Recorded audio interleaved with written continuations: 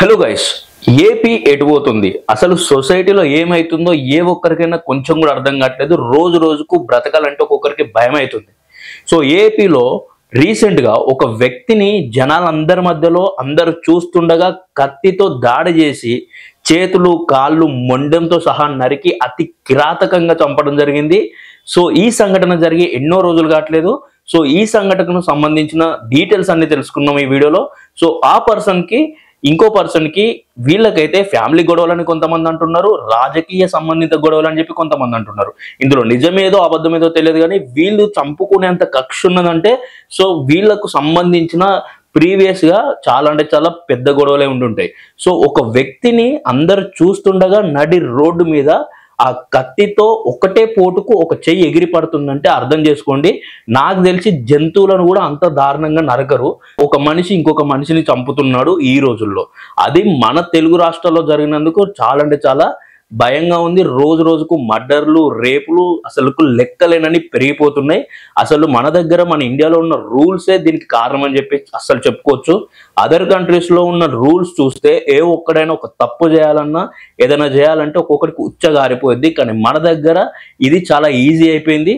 So ఈ murder చేసినందుకు చాలా మంది ఇది రాజకీయ సంబంధిత గొడవలు అని చెప్పి అంటున్నారు. సో కొంతమంది ఏమో వాళ్ళిద్దరికి ఫ్యామిలీస్ లో ఇంతకుముందు గొడవలు ఎప్పటి నుంచో నడుస్తున్నాయి.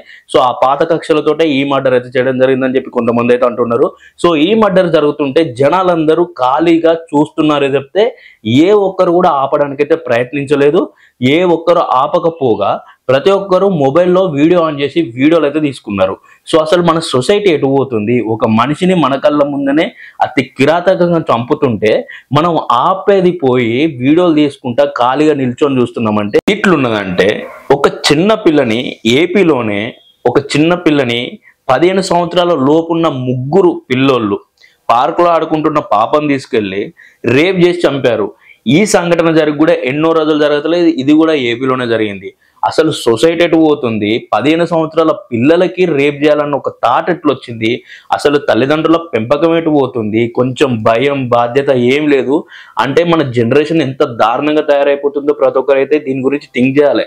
మన చిన్న పిల్లలు కానీ పెద్ద పిల్లలు కానీ మన పాప బయటికి వెళ్తుందా లేకపోతే మన ఇంటికి ఎవరు వస్తున్నారా అనే దాని మీద చాలా అంటే చాలా జాగ్రత్తగా ఉండాలి పేరెంట్స్ అండ్ పిల్లలు కూడా చాలా జాగ్రత్తగా ఉండాలి. దీని మీద కూడా చాలా ఇన్వెస్టిగేషన్ జరుగుతున్నాయి. సో ఆ పిల్లలు ఆ పాపని రేప్ చేసి చంపేసి ఆ బాడీనే గల్లంతు చేసారు. పోలీసుల ఎంక్వైరీలో పోలీసులనే తప్పుదో పట్టించేసారు.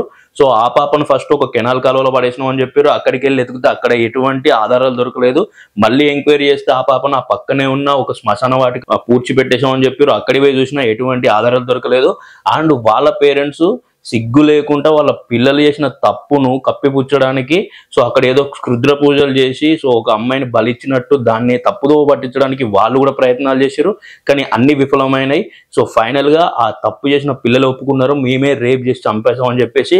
సో ఇంత దారుణంగా జరుగుతుంది. సో దీనిపైన ప్రతి ఒక్కరైతే చాలా అలర్ట్ గా ఉండాలి. ఇట్లాంటి పనులు ఇట్లాంటి సంఘటనలు మళ్ళీ చేయాలంటే వాళ్ళ బాడీలో వణుకు పుట్టాలి. అంత స్ట్రిక్ట్ రూల్స్ అయితే మన గవర్నమెంట్ అయితే తీసుకురావాలి. అండ్ ఇట్లాంటి మంచి టాపిక్స్ కోసం మన యూట్యూబ్ ఛానల్ అయితే డెఫినెట్ గా సబ్స్క్రైబ్ చేసుకోండి. ఈ వీడియో నచ్చితే లైక్ చేయండి, షేర్ చేయండి. Thank you.